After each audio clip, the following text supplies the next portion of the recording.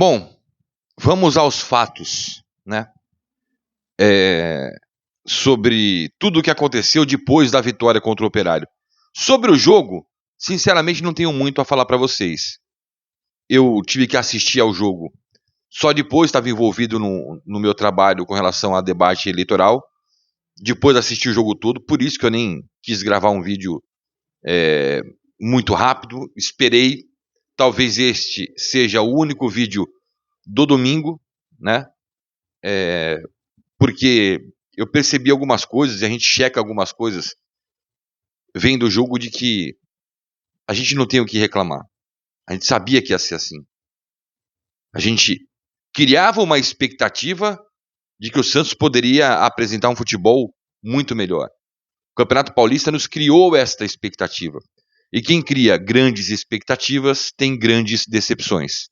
Este é o fato sobre a performance muito ruim do Santos dentro da Série B. Performance é equilíbrio, jogo, atitude, né?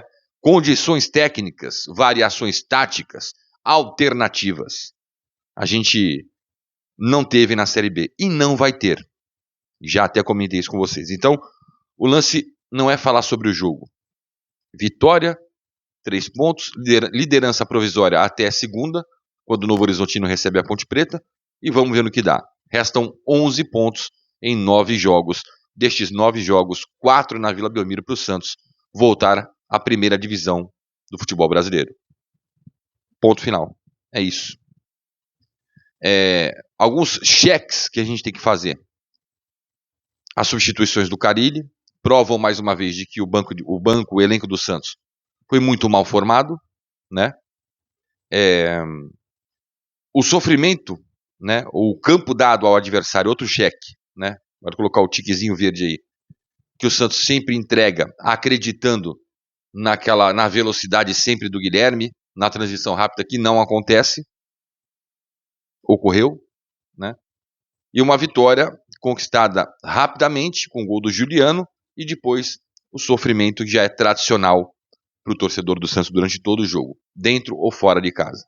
São 3 cheques que a gente coloca aí, que eram batata, a gente já tinha adiantado aqui.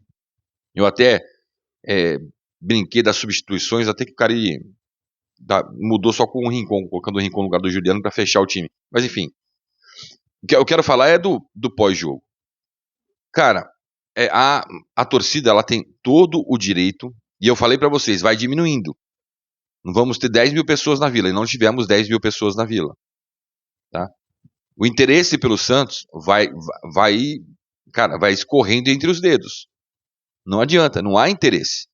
Nego não prefere, de repente, ir para um bar, reunir 50 amigos, ir para um bar, assistir o jogo do Santos de lá, mas tomando uma canjibrina, comendo um negocinho lá, para depois esquecer e continuar com o entretenimento dele, do que chegar e passar nervoso na Vila. E aqueles que vão e passam nervoso hoje, vão e cobram veementemente o técnico Fábio Carille.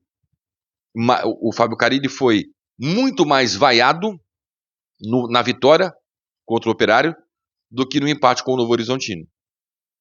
Então já é uma relação que está rompida e não tem como fazer amarras ou emendas. E eu vou contar alguns bastidores para vocês aqui sobre isso, e eu quero a tua opinião aqui embaixo, tá? O Carille, que se recusou a dar entrevista no pós-jogo, dizendo que valorizaria a comissão técnica dele, os caras que trabalham com ele no dia a dia, entregou os pontos, já está contando, está na contagem regressiva para ir embora do Santos. Sim, não e por quê? As vaias, elas são necessárias para que a diretoria se mexa e não deixe o gatilho de renovação automática do contrato do Carille acontecer? Sim, não e por quê? Já deixa o like, se inscreve no canal e ativa as notificações se você não for inscrito.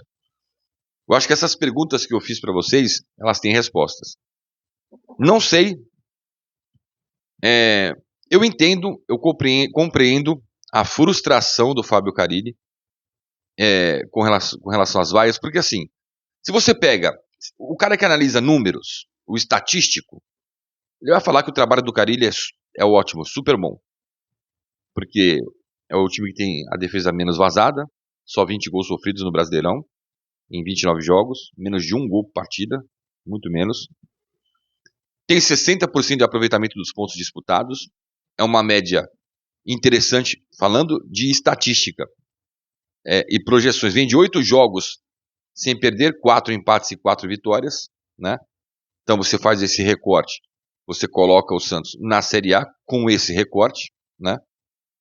E estatisticamente o Carille fez o suficiente para colocar o Santos na Série A novamente, ou está próximo de fazer. Chegou a 53 pontos, pelas contas dele 64, eu acho que o corte vai cair um pouquinho menos, nós vamos no 64 para garantia, então faltam 11 pontos. Repito, tem 4 jogos em casa e 5 fora. Próximo é contra o Goiás, na Serrinha. Goiás está no meio de tabela, né? Na outra segunda, 9 da noite. Fechou. Legal.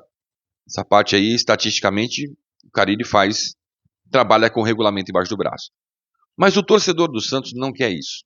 Só isso. O torcedor do Santos quer aquele algo mais que todo santista teve durante toda a vida dele. Mesmo nas piores fases. É um time atacando, é um time que na Vila Belmiro, apresentava o futebol propositivo, vertical, sempre com a bola, não dando espaço para o adversário. Não é o estilo do Carille, não combina. E aí, vem as vaias, o Carille se chateia, eu entendo a chateação dele, como eu entendo também a chateação do torcedor. Então, houve um rompimento aí, grande e dessa vez definitivo, entre a torcida e o Carille. E não estamos falando de torcida que comenta só na internet.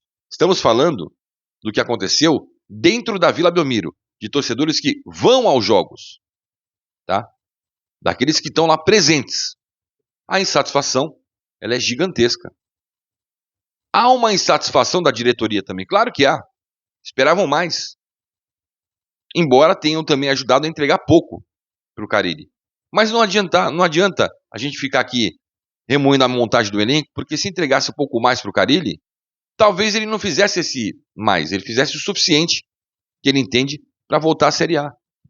Então, o silêncio do Carille pós-jogo é um protesto às vaias do torcedor, talvez seja um protesto pela ausência de posicionamento da diretoria, eu digo diretoria alta cúpula, com relação ao momento do Santos, né?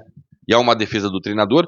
Entendo também o não posicionamento da diretoria, porque teve aquele episódio do Corinthians, foi ali que a corda esticou, né?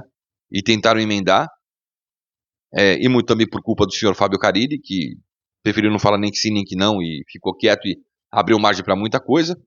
Então, nos bastidores, cara, o Carille sente que ele não é o desejo para 2025, que ele não vai ficar para 2025, e ele está na contagem regressiva. Ele está ali esperando as coisas acontecerem, sabe que as coisas vão acontecer, e quando acabar, aí o Carille vai conversar com a diretoria. Não sei se vai abrir mão de multa, duvido muito, né? Porque a gente já comentou, as portas do Carille se fecham. Se fecharam no Japão por causa do Vevaren. Por exemplo, no futebol brasileiro, entre os grandes, onde o Carille trabalharia? Somente no Corinthians, correto? E o Corinthians tem o Ramon Dias hoje que está voando aí. É assim, vai ser um fim de temporada com a volta à Série A, mas com a certeza de que o Santos precisa melhorar em 1.000.000%. A partir da comissão técnica. Que arestas precisam ser aparadas internamente. Temos que saber quem é que comanda o futebol, quem é que pede as contratações, quem é que busca contratações, quais os critérios para isso, né? Quais os critérios para a utilização da base ou não. O Orlando Ribeiro foi mandado embora do Sub-20, pela ausência de resultados. E base não é resultado. Base é entrega para o profissional.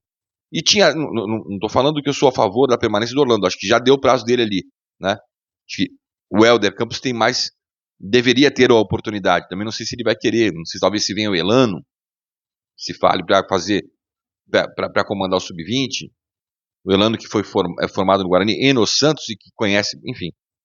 Mas, cara, a ausência de critérios, tudo, o Fábio Carille ele se embolou dentro do Santos em uma série de situações que lhe foram sugeridas, e aí ele entregava, por exemplo, o Miguelito na esquerda, o Enzo Monteiro 45 minutos e pronto.